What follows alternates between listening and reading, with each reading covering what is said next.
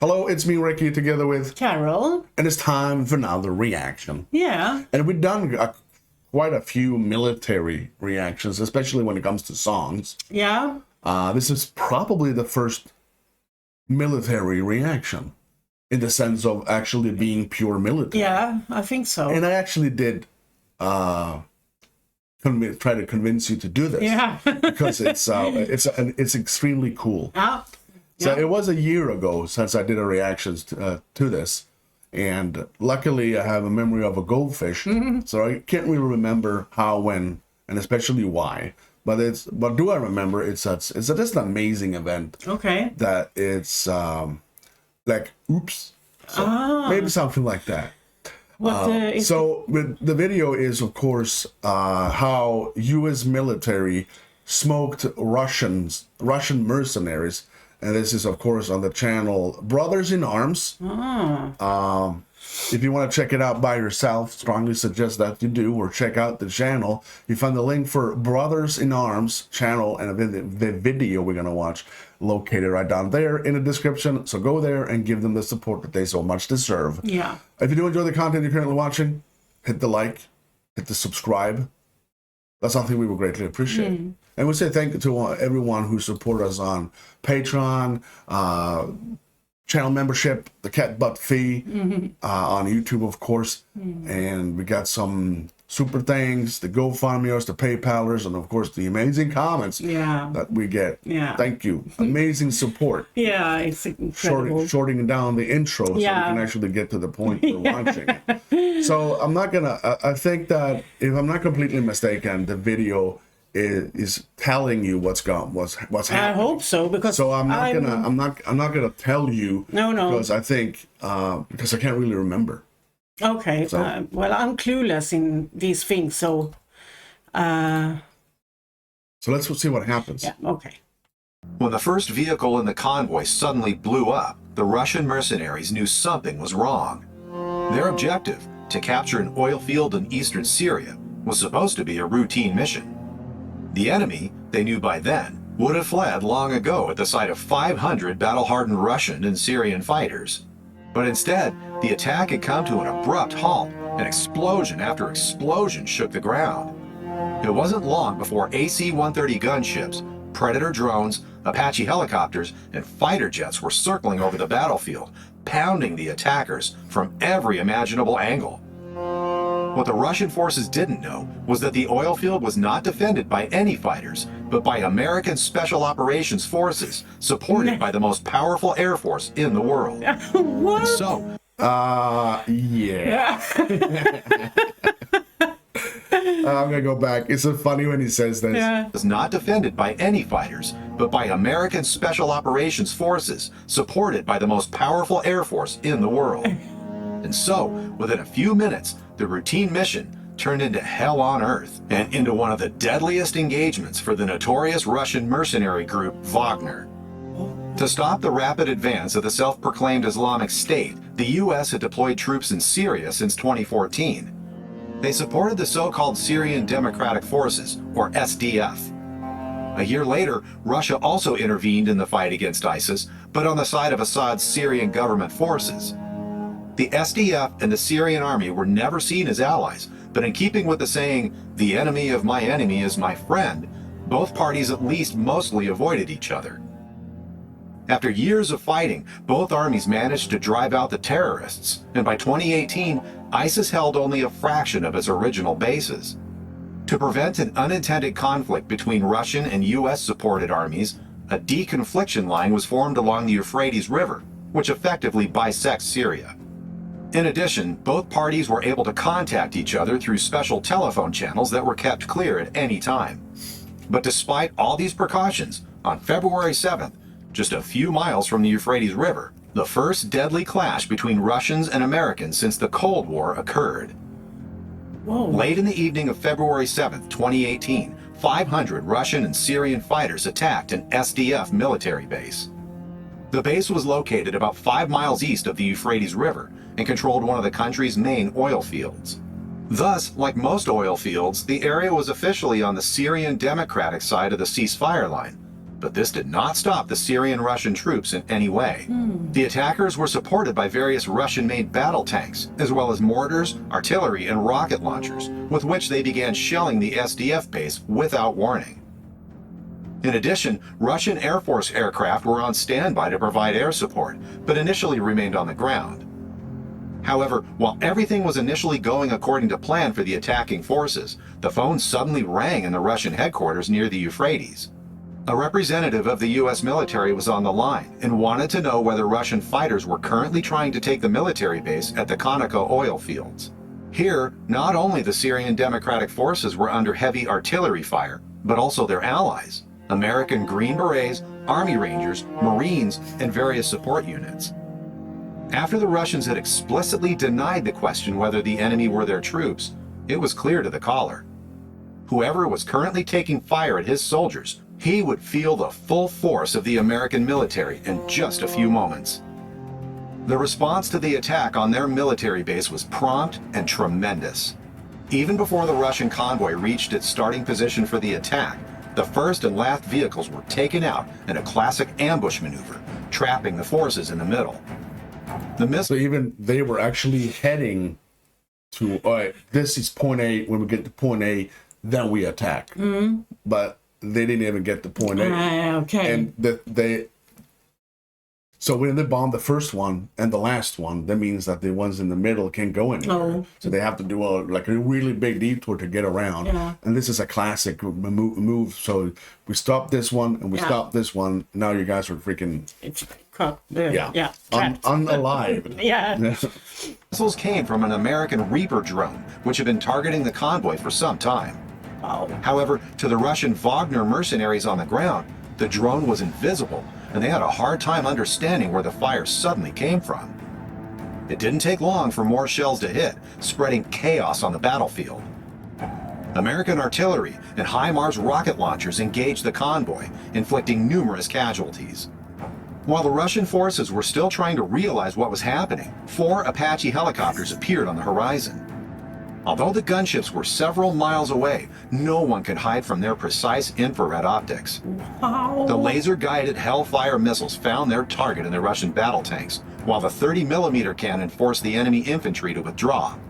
Few of them were able to escape the explosive shells, and a Russian survivor later reported that they suffered about 200 casualties within the first few minutes, almost half of the entire attack force. The reports that are on TV about, well, you know, about Syria and the 25 people that are wounded there from the Syrian army, and, well, to make it short, we've had our kicked. So one squadron lost 200 people. Right away, another one lost 10 people. And I don't know about the third squadron, but it got torn up pretty badly too. So 3 squadrons took a beating. The Yankees attacked. First, they blasted the out of us by artillery. And then they took 4 helicopters up and pushed us in a merry-go-round with heavy caliber machine guns. They were all shelling the holy out of it, and our guys didn't have anything besides the assault rifles. Nothing at all, not even mentioning shoulder-fired SAMs or anything like that.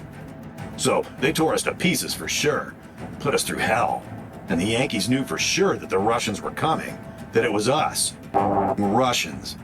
Our guys were coming to commandeer an oil refinery, and the Yankees were holding it. We got our beat rough. My men called me. They're there drinking now. Many have gone missing. It's a total it sucks. Another takedown. While AC-130 gunships circled over the battlefield That was a Russian commander. engaging individual targets, That was large And B-52 the funny said, and then there's this attack helicopters coming from freaking nowhere, and the last 200 people. I love that he actually. This is probably the radio message or some kind of a message that Ray Commander of the Wagner Group actually sent to his highest command, and I love the way he says that. Couldn't get the point. 2 strategic bombers completely destroyed the convoy. Those who managed to escape hid in buildings, but even there they were not safe for long. Late into the night, the attackers were hunted by F-15 fighter jets, whose bombs penetrated even the best cover. The new 5th-generation air superiority fighter F-22 Raptor was also used, But for the soldiers on the ground, it no longer made any difference who was pounding them. The Russian contractors did not stand a chance against the American Air Force.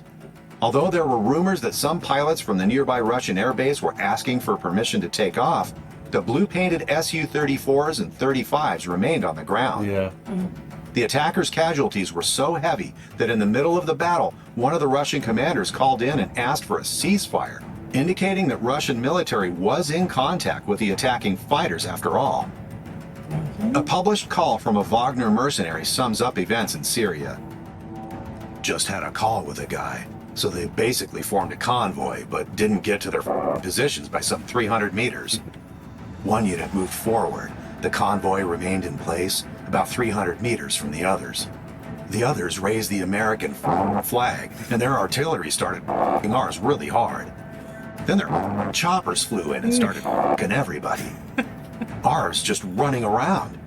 Just got a call from a pal, so there were about 215 killed. They simply rolled ours out hard. Made their point. What the f*** ours were hoping for in there? That they'll f***ing run away themselves? Hope to f***ing scare them away? Lots of people f***ing so bad they can't be f***ing ID'd. Yeah. There were no foot soldiers on the American side. They simply f***ed our convoy with artillery. When the battle ended early next morning, there was nothing left of the convoy of vehicles. All combat vehicles have been destroyed, with the exception of a single battle tank and armored personnel carrier. Of approximately 500 Russian and Syrian attackers, at least 200 were killed or wounded. One of the mercenaries later reported that in some places they found solidified melted sand and gun barrels bent from the heat. There were no casualties on the American side, and no reports So of damage. basically, sand needs to have when you burn sand, it gets into glass, and it was actually glass, and some of the barrels of the guns actually melted down like this because of the heat, and they didn't throw a little, they threw everything. Yeah. Jeez. Damaged aircraft. Only one of the SDF soldiers in the base at the oil field was wounded by Russian fire, but survived. The incident sparked outrage on both Russian and Syrian sides, but since the Americans had repeatedly reassured themselves through the Russian officials, they could not be blamed. According to intercepted phone calls between the leader of Wagner and Russian ministers, the attack was even said to be an order from Moscow. For Wagner Group fighters, the Battle of Conoco Fields went down in history as Red February and was one of their most humiliating engagements. At least some of them received a medal specially made for this event. It shows a Russian soldier surrounded by flames, heroically shooting at an American Apache helicopter, a scene that probably never took place in this way. The Syrian Democratic Forces and their American allies had successfully defended the base at the oil field and continued to fortify it. The demonstration of their superior air power was meant to be a warning to any hostile forces not to mess with the wrong people. Interestingly, when Syrian and Russian fighters gathered in the area again about a month later, the Americans once more contacted the Russian commander in charge. This time, it was not long after the end of the phone call that the entire Russian-Syrian fighting force hastily withdrew. For those who made it this far, thanks for watching. Yeah. If you want to help us produce more content, feel free to leave a like and tell us what you think of the attack on the US base. Did the Russian military know it was their own mercenaries and deliberately sent them to their deaths? Or is it just another big misunderstanding due to the fog of war? Whatever you think, we're eager to hear your opinion. Oh, wow.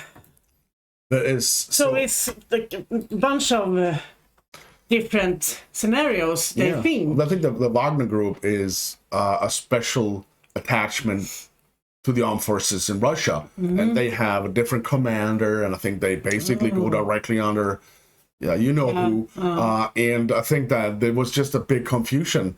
The thing I think is that they didn't think it was heavily defended.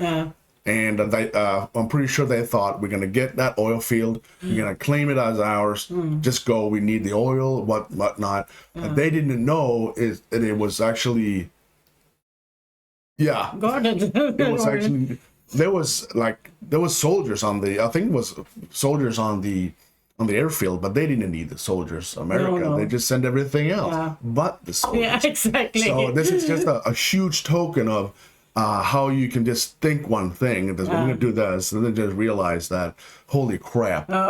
Now, if I was there and I would just realize that, all right, this is the Americans. Yeah. Bye-bye. I would take off my underwear. Hopefully they're white, and I would just stay like this. And please don't kill me. I Yeah. don't want to be unalived. Wow. One of the coolest videos. I love this video. I get goosebumps. I laugh. And even though people actually losing their life, it's not funny. War is hell. And I don't never say that war is a good thing. Never. No. But if you mess with the beast, you shall taste Feast. taste the feast. That's it. If you did enjoy that, don't forget to hit the like and of course hit that subscribe. And if you want to tell us something about this event that you know a bit more about, let us know in the comment section. That's basically it. Yeah, that was awesome. Yeah, it to was. see. Yeah, should make a movie about it. Tom Hanks. Anyway, thank you so much for watching. I'm Recky. And I'm Carol. You Stay safe.